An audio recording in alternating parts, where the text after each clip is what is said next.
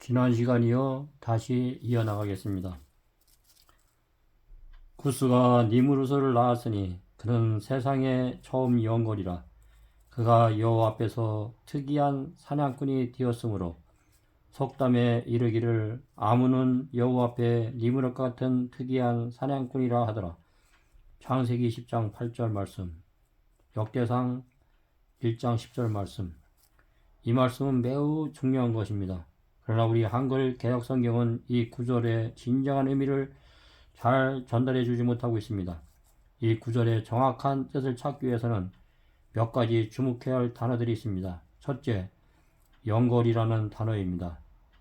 이 단어의 히브리어는 기쁘루인데 그 뜻은 힘센 자, 힘센 용사, 강력함, 폭군, 투사, 거인 등의 의미를 지니고 있습니다.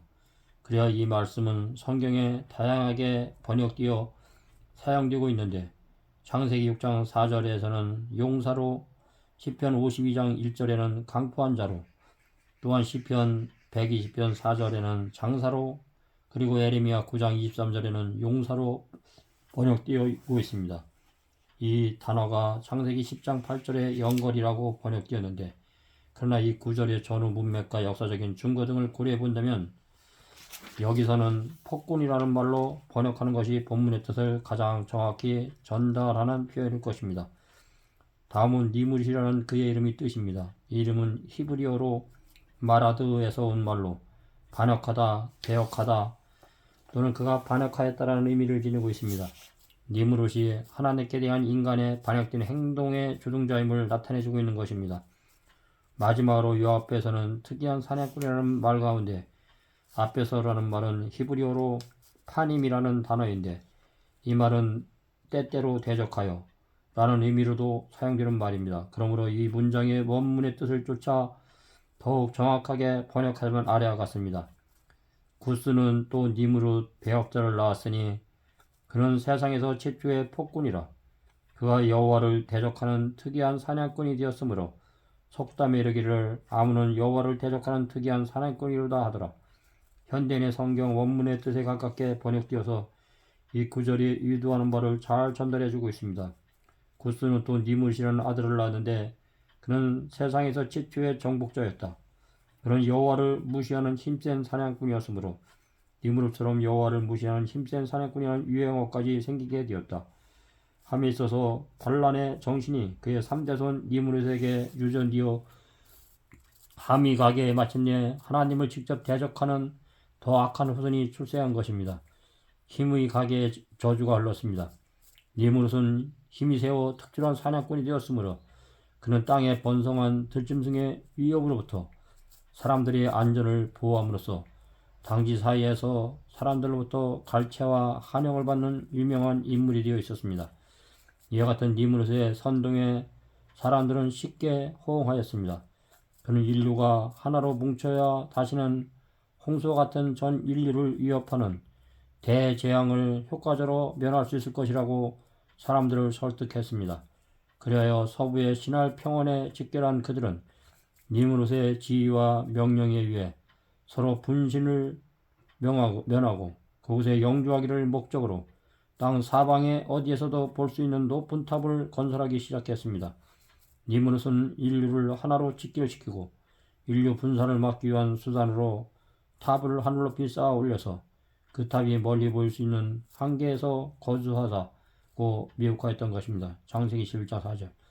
그러나 사실 니무롯이 사람들을 하여금 흩어지게 말자고 하며 그 분신을 막기 위한 수단으로 바벨탑을 높이 쌓도록 선동한 근본적인 이유는 오직 자기 자신의 욕망을 채우기 위해서였습니다. 그는 온 인류를 자신의 영혼이 다스리기를 원했습니다. 이를 위해서 사람들이 분산을 막아 모든 사람을 자기의 발 아래 묶어줄 필요가 있었습니다. 그는 수단으로서 바벨탑을 높게 쌓아 사람들로 하여금 그 탑이 보이는 한계에서 거주하도록 명령하려 했던 것입니다. 니무롯은 바벨탑을 중심으로 인류를 자기의 통치권 아래 하나로 묶고 참남하게도 하나님을 대신하여 모든 사람들을 영원히 다스리는 통치자로 군림하려 했던 것입니다. 그는 분명히 적그리스도의 그림자였습니다.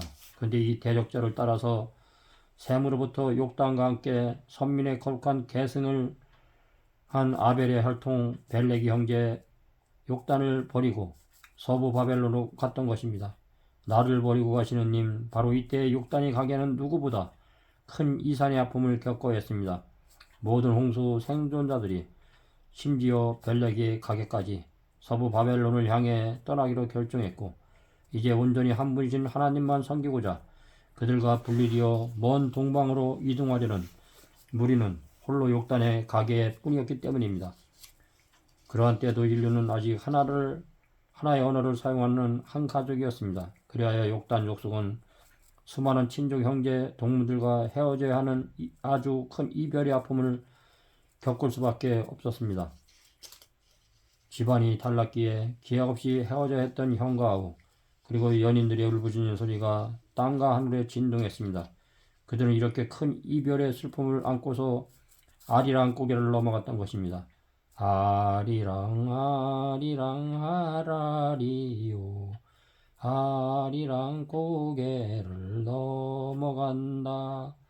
나를 버리고 가시는 님은 이산의 아픔을 안고 험한 산과 고개를 넘어 갈 때마다 욕단 족속은 아리랑 찬송을 부르며 동방의 새 땅을 향해 행진했습니다. 아리랑은 결의의 역사 노래로서 우리의 먼 조상들이 이 땅에 오기 전에 이렇게 커다란 작별의 슬픔을 겪었음을 전해주고 있는 것입니다. 우리 한민족의 직계조상인 욕단 족속은 홍수 니무롯에 의해 도전받는 셈계의 일신 신앙을 지키기 위해 먼 동방으로 이동하기로 결정했습니다. 더욱이 그것은 홍수 후에 하나님께서 노아에게 명하신 생육하고 번성하여 땅에 편만하라는 창세기 9장 7절 말씀에 순종하는 길이기도 했습니다.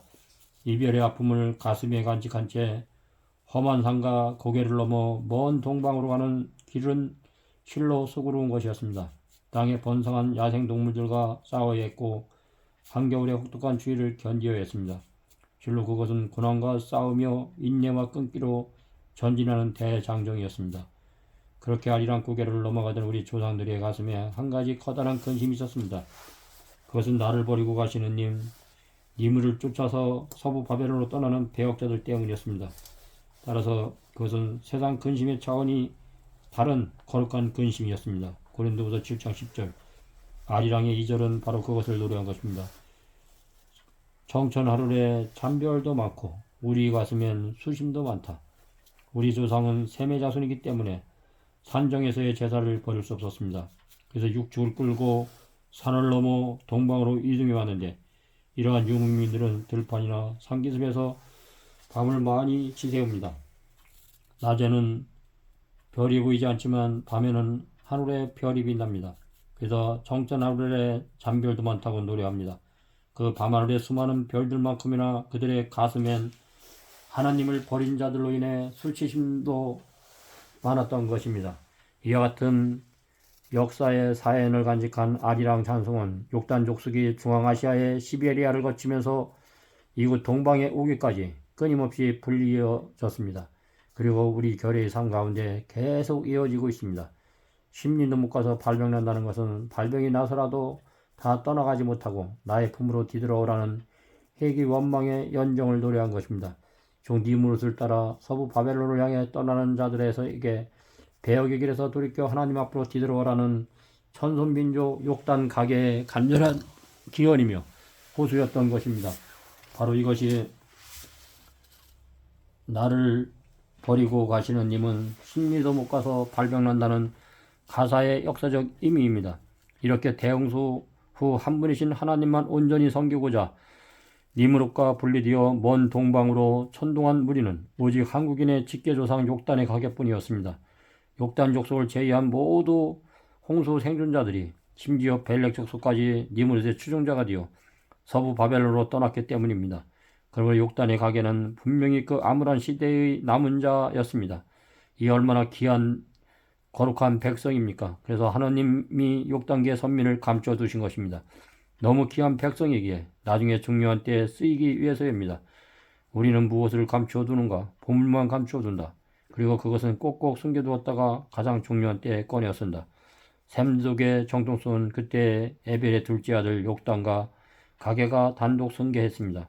저 욕단 족속의 홀로 샘족의 장자가 된 것입니다. 왜냐하면 오직 그들만이 함족의 폭군 니무롯에게 무릎을 꿇지 아니한 남은 자였기 때문입니다. 그래서 한국인의 선조인 욕단 족속은 아리랑조 하나님과 함께 고개를 넘어간다고 찬송을 부르면서 동방으로 이동했던 것입니다. 동방으로 가는 대장정에 그들과 동행한 이는 하나님 한 분뿐이었기 때문입니다. 아리랑의 기원과 유래가 여기에 있습니다. 아리랑은 우리 결의의 역사적 체험을 간직하고 있는 아주 귀중한 노래입니다.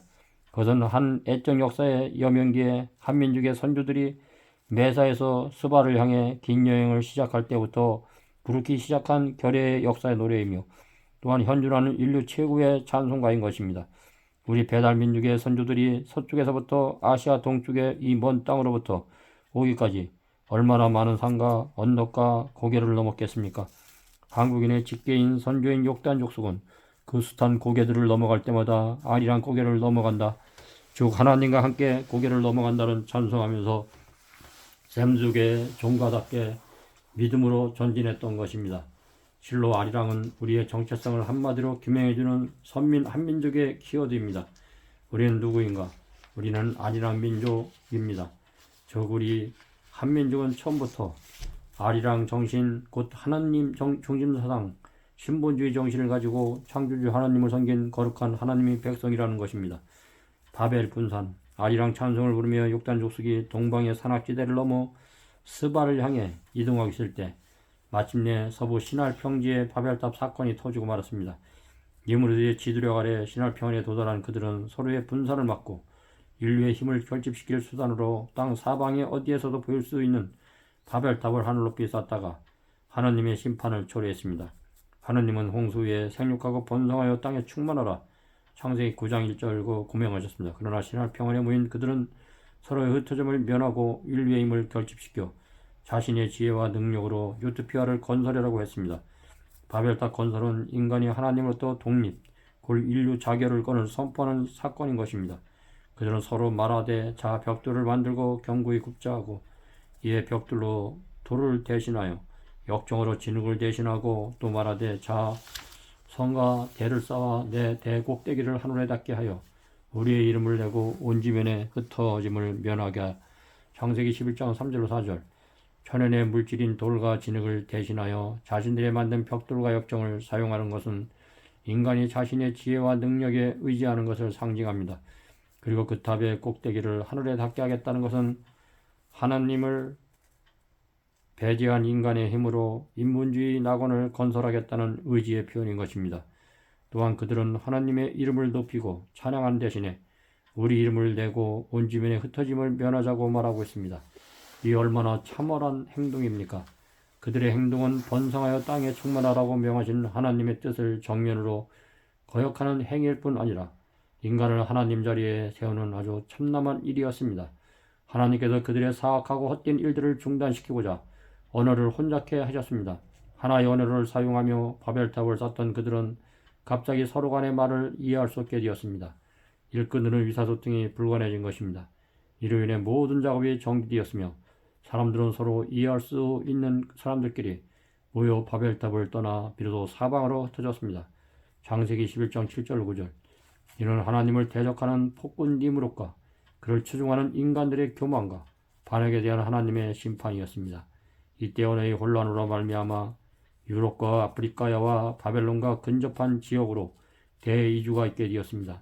욕단의 형제 벨렉은 현 이라크 남단 유브레테스강 동쪽의 페르시아만 해변가로 이동했습니다. 셈의 장자인 엘람은 바벨론 동쪽으로 나아가 지금의 이란 땅인 수다 지역에 터전을 잡았고 바벨론 북쪽 지역은 둘째 아들 아스르가 자리했습니다. 이것은 기존의 세계사에서 분명히 기록하고 있는 사실로서 아스르는 고대 아시리아 제국으로 발전하였고 엘람은 메디아와 페르시아가 등장하기 이전까지 이란 땅에 존재했던 엘람 왕국입니다. 이렇게 셈의 족속은 유브라테스 강의 북쪽 유역과 그 변두리에 정착하여 유대 민족, 아스르 민족, 엘람 민족 등이 되었습니다. 또한 야벳 족속은 북쪽으로 가서 흑해와 카스피해 위에 정착하여 지금은 유럽과 아시아 인도에 거주하는 코카소스 사람의 조상이 되었습니다. 함의 족속은 남쪽으로 흩어져서 아프리카 민족들의 선조가 되었습니다. 함의 아들 가나안 현 팔레스타인 땅에 정착하였습니다. 그래야 그 땅은 가나안 땅으로 불려졌고 후에 모세의 영도 아래 출애굽한 이스라엘 백성에게 정복당하여 유대 민족의 영토가 되었습니다. 그러나 아리랑 민족인 욕단 족속은 바벨론 소유에 전혀 영향을 받지 않았습니다. 그들은 바벨론에 있지 않았기 때문입니다. 그래야 욕단 족속은 홍수 이전부터 인류가 사용하던 존귀한 언어를 그대로 사용하면서 동양의 산악지대를 넘어 스발을 향해 여행을 계속했습니다. 스발, 욕단은 스발을 향해 동쪽으로 옮겨갔으며 스발은 그의 목적지였습니다. 창세기 10장 30절을 히브리 원문에서 지역하면 다음과 같습니다. 그리고 그들이 거주지는 당신이 메사로부터 세파로로 가면서 동쪽에 있는 산이었다. 스발을 히브리어로 음역하면 세팔입니다. 우리말 성경 개역판에 히브리어 음역 표기의 고대 헬라 번역 성경인 70인역으로 보여 있습니다. 세팔로 가면서란 말은 욕단 족속이 동양의 어떤 특정인 산지에 정착한 것이 아니라 세팔을 향해 계속 동쪽으로 공격했음을 의미하는 것입니다. 그래서 세팔의 위치는 어디일까?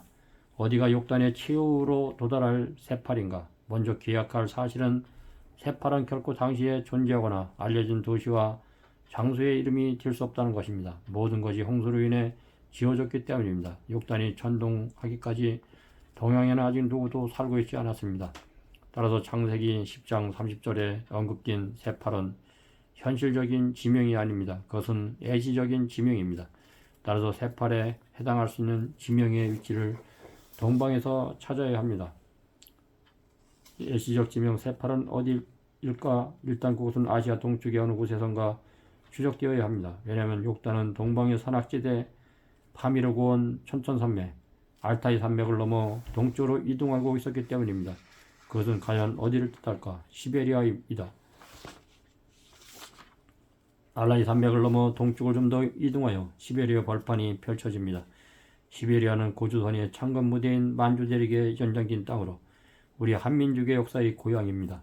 아리랑 고개를 넘어 유라시아 대륙 동쪽으로 멀리 천동한 욕단 족속은 남북 만주 및 시베리아를 아우르는 동방의 새 땅 세발이라고 하였습니다. 세발은 세벌의 고어로 새 땅 세벌판이라는 뜻입니다. 욕단의 목적지 세팔은 바로 우리 한민족의 발상지 시베리아 만주를 예시한 것입니다. 그리고 세발의 어는 새 밝은 곳이라는 말입니다. 이는 유라시아 대륙의 동쪽 끝인 그 땅이 빛이 시작되는 새 땅, 그 새 강명국이기 때문입니다. 강명의 뜻이었는데 벌돌 나라의 뜻으로 바뀌었습니다. 그래서 그 벌이인 것입니다. 육담 지남선이 그 명조 불안무란운에 세팔과 서발은 발음이 아주 유사하다. 피읍을 약하게 하면 비읍이 된다. 피읍과 비읍은 모두 파열음으로써 한 계통의 소리이다. 따라서 자주 혼용되기도 한다. 예를 들어 안팎은 안팎이요. 동이족의 후예인 인디언은 아버지를 아빠치라고 부른다. 따라서 세팔, 세발로 간주할 수도 있다. 강조했듯이 우리 배달결의 세상의 뿌리를 이루는 본원적인 말이었습니다. 그것은 신이며 신성한 것입니다. 그것은 태양이고 강명이고 생명의 원천입니다. 배달이란 말은 배달 결의할 때 배의 뿌리도 그리고 달은 무엇에서 내려오는 말입니다. 아사달을 할 때 그 달인데 땅이란 뜻입니다. 그 양달이 양지요, 음달이 음지요, 빗달이 빗하면 땅이다. 그래서 배달이니 이 말에는 우리 배달결의 얼과 숨결이 살입니다. 얼마나 아름답고 숭고한 바인지 모릅니다.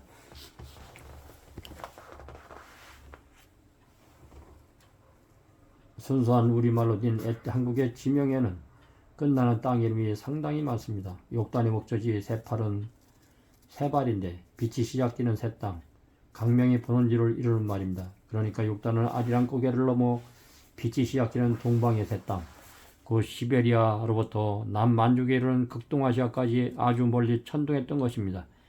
만주 벌판이 연장된 땅인 시베리아는 우리 교류의 역사인 고향입니다. 한국인의 주류는 시베리아 바이카로에서 북방계 아시아인입니다. 욕단 족속은 왜 그렇게 빛이 시작되는 땅인 유라시아 대륙의 동쪽 땅끝까지 멀리 이동했을까요? 앞으로 말했듯이 욕단의 가게는 바벨탑 건설에 가담하지 않은 셈족의 진정한 장자였습니다. 우리 대한민국 한국 사람들은 바벨탑 당시 때 그 건설에 가담하지도 않았고 남은 자로서 마지막까지 하나님을 경외하고 신분정치의 정치 아래 당군 왕검을 통해서 하나님의 신정정치로 인도함을 받았던 거룩한 백성들입니다. 우리는 자부심을 가져야 됩니다. 우리는 노예의 근성을 버려야 됩니다. 조선 500년의 역사기간 동안 우리는 양반제도 왕들과 신하들과 얼마나 노비를 만들어 가지고 농민들을 괴롭혔습니까? 문신과 무신 정치를 했을 때는 그러한 정치는 없었습니다. 글로만 하는 입으로만 주둥아리 나무는 양반들로 인해서 이 나라는 망했던 것입니다. 그것이 오늘날 지금까지 국회의사당 여야 쓰레기 정치인들이 싸우고 있는 현실정이 있습니다. 노론소론 당파 싸움이 여전까지 이루어지는 것은 오늘날 이 현실입니다.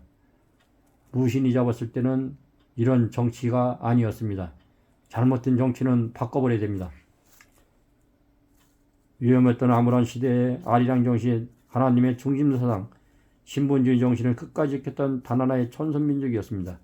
이렇게 창조주 하나님을 가장 공경했던 6단계 선민 한국인의 조상은 타민족과 구별지는 천선민족다운 기질을 매우 많이 가지고 있습니다. 그 현저한 민족성 하나가 밝고 환한 것을 유난히 좋아했다는 것입니다.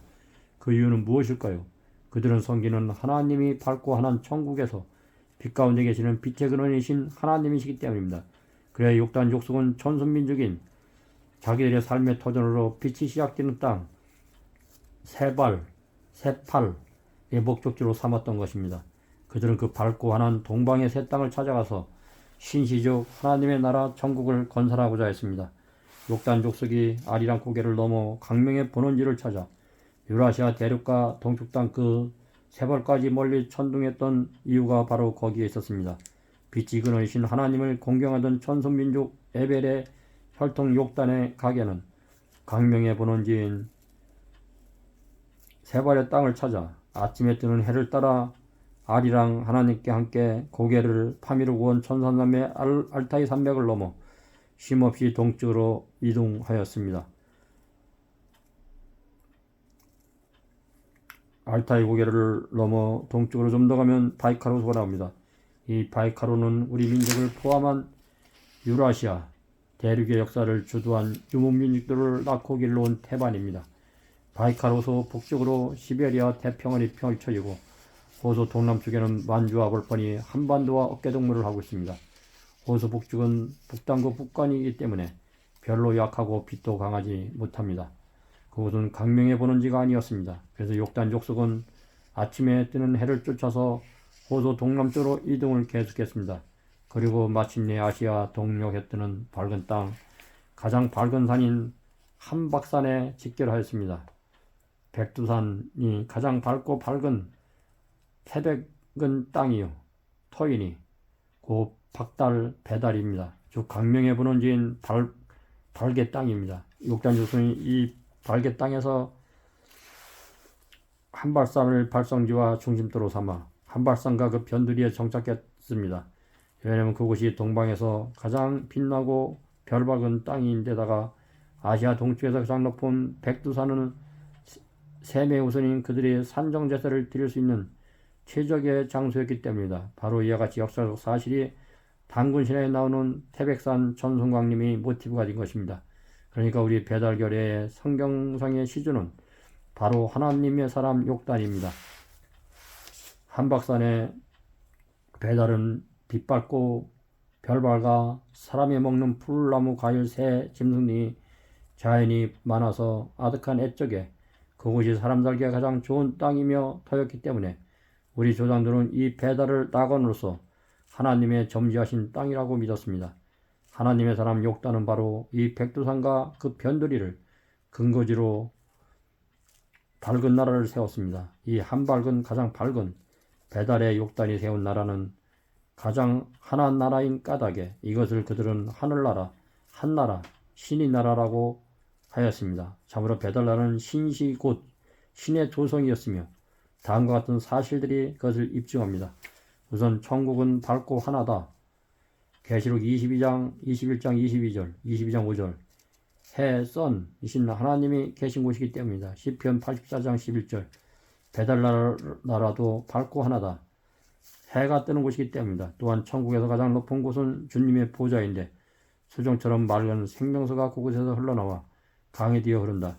계시록 22장 1절 한편 베달라에서도 가장 높은 곳 한박산의 꼭대기에는 천지가 있는데 거기에도 수정처럼 맑은 생수가 있어 강이 되어 흐르니 그 물이 절반은 동해로 두만강이 흐르고 절반은 서해로 압록강이 흐른다. 게다가 천국 백성들은 옷은 모조리 흰 옷인데 계시록 7장 9절로 10절 19장 14절 베달라라의 백성들은 모두가 흰 옷을 입고 산다. 그들은 백의 민족이다. 더욱이 밝고 환한 천국에는 흰 옷 입은 성도들이 보좌 앞에서 늘 하나님께 예배하는데 계시록 4장 4절 3장 4절 5절 밝고 환한 베달라라에도 흰옷 입은 백의 민족이 백두산 산정에 올라 하늘 보좌에 계신 하나님께 성대의 천제를 드립니다. 하늘나라 베달라라 하늘나라 밝고 환한 나라 베달라라 밝고 환한 나라 해이신 하나님이 계신 곳 해가 뜨는 곳 가장 높은 곳 하나님의 보좌에 생수의 강이 되어 흐른다. 베달라라 가장 높은 곳 백두산 천지에 생수가 있어 강이 되어 흐른다. 하늘나라 백의 성도가 하나님께 예배를 드립니다. 베달라라 백의 민족이 하나님께 천제를 드린다. 하늘나라 천국 백성의 옷은 모두 희다. 베달라라 베달라의 백성은 못은 모두 희다. 하늘나라 신본주의가 나라의 기초이다. 베달라라 신본주의가 나라의 기초이다. 땅에 있는 베달라의 강경이 하늘에 있는 천국의 모습과 아주 유사하다. 욕단이 밝은 땅에서 세운 한밝은 베달라라는 지상에 있는 하늘나라에 무용했던 것입니다. 실제로 그 나라의 아리랑 정신, 하나님의 중심사상, 신본주의 정신, 이 기초에 세워진 신시의 주, 하나님의 도성이었습니다. 그러나 여호와 하나님께서 샘족의 진정한 장자인 천선민족, 욕단의 가게를 강명의 본원지인 동방의 땅, 그 스발로 탈출시켜 천국을 닮은 이상향을 세우셨던 것입니다. 놀라운 사실입니다. 바로 이것이 아리랑 민족 우리 한국인의 원형입니다. 말세 6단계 선민 한국인은 예수 그리스도의 복음 안에서 위대한 우리의 참모습을 다시 회복할 것입니다. 실로 욕단 아시아 동력에서 세운 베달라라는 지상에 있는 천국의 그림자였습니다. 한밝은 베달라라. 뒷날 갖가지 한자로 적었는데 그것은 항국, 배달국, 한국, 천국, 신시, 건불, 한국, 자민국, 자민지국, 산해경, 발국,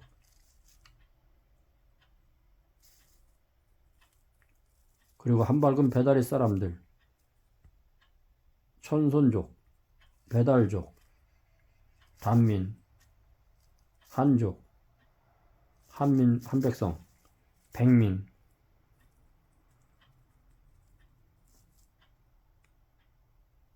조선족, 부제족, 그리고 벨렉의 가계는 어떠했습니까? 벨렉 족속은 에벨의 혈통으로 선택된 종족이었으나 그들은 전혀 천선민족답지 못했습니다. 앞서 곧 전했듯이 벨렉 족속은 서부 바벨론으로서 가서 사악한 바벨 땅 건설에 가담했을 뿐만 아니라 그 외에도 벨렉의 오순손인 아브라함의 아비 데라는 하나님을 섬기지 않고 다른 신들을 섬겼기 때문입니다. 여호수아 24장 2절 아브라함 역시 하나님께 주권적으로 그를 아비의 집으로 이끌어내시기 전까지 하나님을 아는 지식이 없었고 잡신을 섬기는 우상 숭배자였을 뿐이었습니다. 그러니까 벨렉 족속은 아브라함이 하나님을 부르심을 받고 그에게 순종하기까지 천선민족답게 생활한 적이 전혀 없었던 것입니다. 분명히 이스라엘의 조상들은 다신교도들이었습니다. 벨렉계 선민 유대인의 조상들이 아시아 서쪽에서 열심히 우상을 섬기고 있을 때 육단과 선민 한국인의 조상들은 아시아 동쪽의 베달라에서 개천의식을 통해 열심히 유이신 하나님을 섬기고 있었습니다. 모든 백성이 흰옷을 입고 창조주 하나님께 천제를 드리면서 천선민족다운 삶을 영위하고 있었던 것입니다. 하늘은 빛입니다. 그래서 하늘 백성인 베달 결에는 빛에 오신 흰옷을 즐겨 입었습니다. 그리고 사는 땅도 빛이 시작되는 동방의 끝에 자리 잡았던 것입니다. 참으로 6단계 선민 한국인의 선조들은 아주 신실했습니다.